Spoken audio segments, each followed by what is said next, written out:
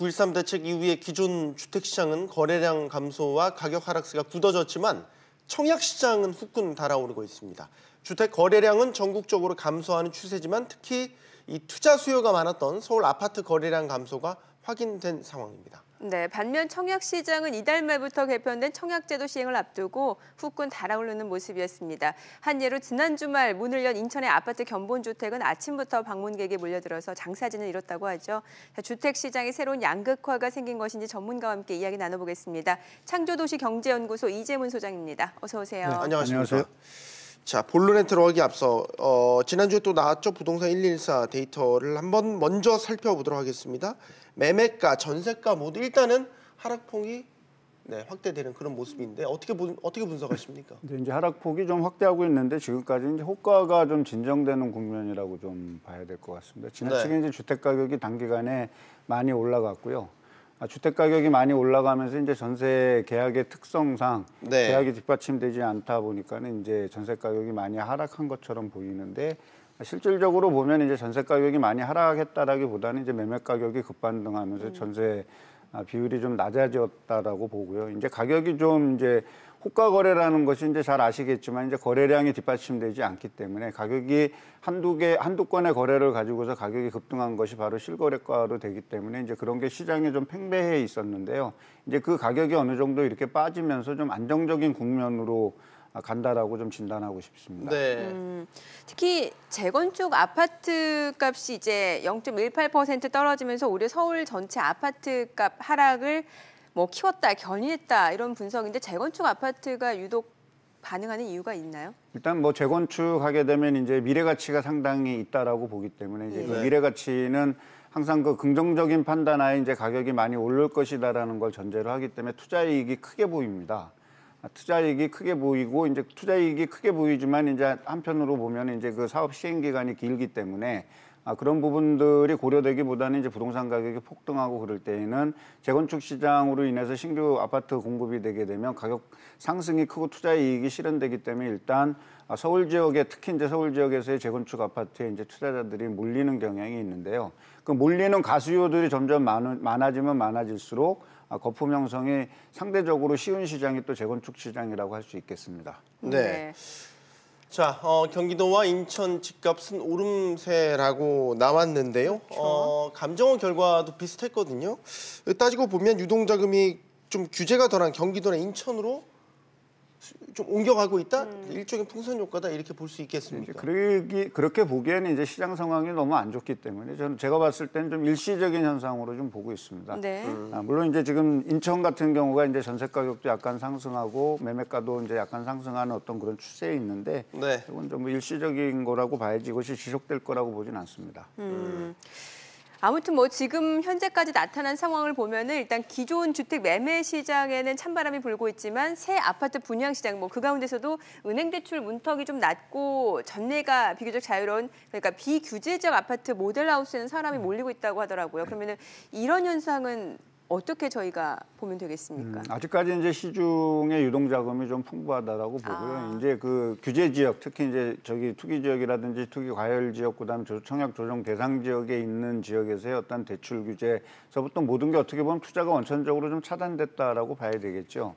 그럼에도 이제 불구하고 좀 투자를 하거나 갭 투자를 할 수 있는 지역이라고 본다 그러면 이제 우리가 비규제 지역으로 볼 수 있겠는데 그러다 보니까 이제 일부 사람들이 이제 몰리는 어떤 그런 현상이 좀 있는 것 같고요. 거기에다 이제 청약 시장은 현재로서 주택을 살 수 있는 유일한 대안이기 때문에 무주택자나 1주택자가 일시적 2주택자를 감수하면서 집을 갈아타기 위한 어떤 수단으로 보여지기 때문에 그런 쏠림 현상이 좀 있는 것 같습니다. 지금 또 부동산 시장을 보게 되면 매수자 입장에서는 아직도 집값이 너무 비싸기 때문에 좀 기다리려는 관망 심리가 짙게 깔려 있는 것 같은데 어떻게 보세요? 네, 현재로서는 이제 매수자 입장, 특히 이제 실수요자 같은 경우는 지금 선뜻 뛰어들기에는 좀 불안한 시장이고요. 앞으로 기대 심리는 앞으로 좀 떨어질 거다라고 이렇게 보고 있습니다. 그러니까 이제 최근에 이제 파리 대책 이후에 주택 시장을 크게 본다면 이제 세 차례가 이제 주택 가격이 많이 올랐거든요. 그러니까 이제 서울에 있는 재건축 아파트 중에 하나는 이제 2017년 6월부터 8월 한 3개월 동안 한 2억 한 7천 정도가 올라갔고요. 2017년 11월부터 2018년 3월까지 약 2억 정도가 올라갔고 그다음에 2018년 7월에서 10월까지 3개월간 한 3억 정도가 올라가서 전체 한 8억에서 9억 정도가 올라갔는데 이제 2억 정도 빠졌다라고 언론에서 보도 나오지 않습니까? 네. 그 결국에 뭐냐면 지금 3단계에 걸쳐서 주택가격이 상승한 것 중에 이제 마지막 3단계에 올랐던 가격 중에 일부가 빠졌다라고 생각하기 때문에 아직까지 시장에 거품이 많이 있고 이것은 추가적으로 더 떨어질 것이다라고 보기 때문에 이제 매수자들 입장에서는 상당히 관망할 수밖에 없는 상황입니다. 네.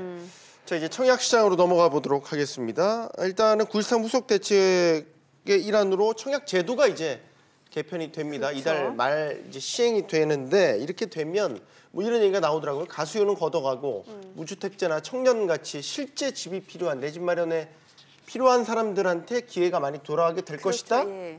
뭐 이런 전반적인 취지에 대해서는 저희가 그렇다고 볼 수 있겠죠. 네, 그렇다고 볼 수 있습니다. 근데 이제 아직 그 시행 주택규칙 개정안이 이제 국무회의에서 아직 통과가 안 돼서 이제 11월 중으로 이제 시행될 건 다소 좀 불투명해지고 약간 이제 연기될 가능성이 연기될 수도 있어요, 예, 지금? 예, 연기될 거의 있다라고 보여지고요. 네. 연기가 된다 그러면 이제 12월에는 전통적으로 분양 시장이 조금 얼어붙기 때문에 그렇죠. 이제 12월은 대부분 건설사들이 분양을 좀 피하는 경향이 있습니다. 그렇다면 네. 이제 청약 시장은 이제 내년 시장이 이제 마련되지 않을까 이제 이렇게 보고 있고요. 여전히 서울이나 수도권에서의 청약 시장은 상당히 과열될 거로 저는 보고 있습니다. 자, 뭐 미뤄진다고는 하지만 어쨌든 개편된 청약 제도 면면을 좀 살펴보면 어떻습니까? 뭐 유리해진 사람들은 누구고 반대로 뭐 좀 불리해진 사람들은 누구고 그러니까 따져 당첨 본다면 기회가 줄어든 사람들도 분명히 있을 당첨 거고요. 기회가 줄어드는 사람인데 첫 번째적으로 이제 우선 청약 대상자 중에 이제 무주택자가 75% 정도가 이제 우선 청약이 되고요. 그렇죠. 네. 그다음에 이제 두 번째로는 이제 유주택자라 하더라도 1주택자인 경우에는 자녀 25%에 대해 해당하는 지역에 이제 청약을 받을 수 있기 때문에 이제 그거는 이제 1주택자에게는 좀 유리해진 어떤 그런 상황으로 돼 있습니다. 그리고 이제 신혼부부를 할지라도 신혼부부가 주택을 팔았을 경우에는 이제 공급에서 제한된다라는 그런 부분들은 조금 이제 좀 젊은 층한테 좀 불리해졌다라고 좀 봐야 되겠죠. 뭐 그렇지 않고서는 일반적으로 이제 무주택자에게 집을 우선 공급하겠다라는 어떠한 그 개정안이기 때문에 실질적으로 집을 갖고자 하는 사람한테는 상당히 도움이 될 거라고 봅니다. 네.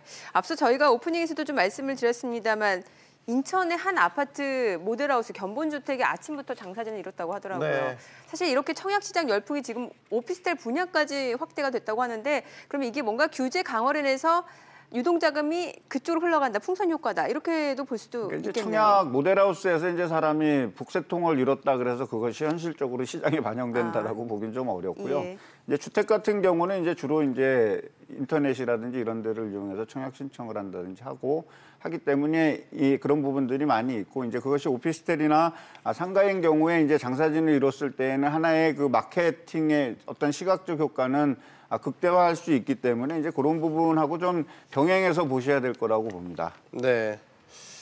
자, 한편 이 무주택자까지 청약 시장에 몰리면서 실제 이제 실거래라고 하죠. 거래 실종 한동안 이어질 수밖에 없다 이렇게 볼 수 있나요? 어떻습니까? 현재 이제 그러니까 무주택자, 그러니까 실수요자라고 얘기하는 실수요자들의 관망세가 짙어진다라는 얘기는 주택을 구입할 수 있는 유일한 창구는 아파트 청약 시장이라고 볼 수밖에 없기 때문에요. 거래 실종이 이어지면 이어질수록 청약 시장의 어떤 열기는 더 후끈 달아오를 것으로 판단됩니다. 네, 알겠습니다. 지금 뭐 전체적으로 부동산 시장에 있어서 이제 거래 절벽 현상이 나타나고 있는데 사실 이 거래 절벽이 장기화되면은 또 부동산 침체로도 이어질 수 있기 때문에 우려가 깊습니다. 그렇기 때문에 이 거래 절벽이 깨지려면은 뭐 최소 매매가 자체가 20%까지는 하락을 해야 실거래가 나온다 이런 분석도 나오는 것 같거든요. 그러니까 제가 봤을 때는 이제 아까 3단계에서 말씀드렸지만 1단계까지 떨어져야 된다라고 보고 있고요. 이제 1단계요. 그거는 상당히 거래량이 뒷받침되지 않는 거품 효과가 있었다라고 보고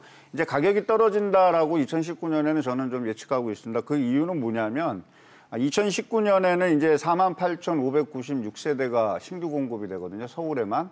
그 얘기는 뭐냐면 2008년 52,000세대가 최대로 공급된 이후에 약 13년 만에 이제 서울의 최대 공급을 되고 올해 공급량의 약 2배 정도가 내년에 공급이 됩니다. 2020년에도 평균치를 넘어서는 3만 6천 세대가 신규로 서울에 공급되기 때문에 서울의 주택 가격의 상대적인 하락은 전국 부동산 시장을 끌고 나갈 수 있는 여지가 있기 때문에 네. 주택 가격은 이제 상당히 그 하방 압력을 강해지는 가운데 있고 이제 이번 주에 결정되지 않겠습니까? 기준금리 인상이 만약에 과시화가 된다 그러면 그 부분과 맞춰서 공급량 증가, 그다음에 전세 가격 하락 이런 부분들이 맞물려서 들어간다면 추가적인 하락의 여지는 충분히 있다라고 보고 지금 20% 지금 말씀하셨는데 그 20%가 네. 지금 올라간 호가 가격에서 20%가 떨어진다라는 거는 사실 어떻게 보면 거품이 걷어내지 않고 또 추가로 반등할 수 있는 여지가 충분히 있다라고 봐야 되거든요. 그렇게 된다 그랬을 땐 이전 바닥에 10억